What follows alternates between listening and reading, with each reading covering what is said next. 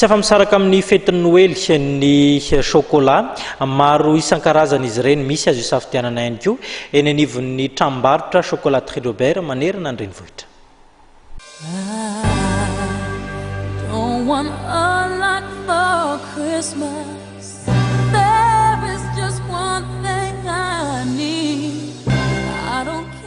Manatombotra indray ity ny fetin'ny krismasy ho an'ireo mpankafy ny chocolat dia namoaka vokatra vaovao ny chocolaterie Robert, anisan'ireny ny choc voanjo sy ny choc orange.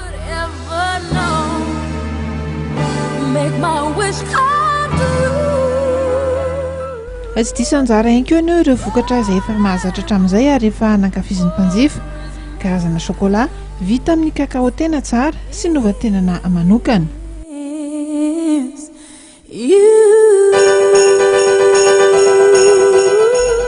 Fetiny Noël dia tsy azo adinona ihany koa ny bûche de Noël. Manomboka izao dia efa afaka manao ny commande ny mpanjifa eny amin'ireo toeram-pivarotana rehetra.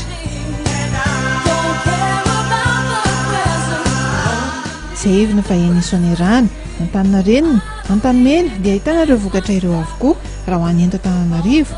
Torak'izay ihany koa dia any Antsirabe sy any Toamasina no ahitana ny chocolaterie Robert izay mivoha manomboka amin'ny 8 ora maraina ka hatramin'ny 9 ora hariva.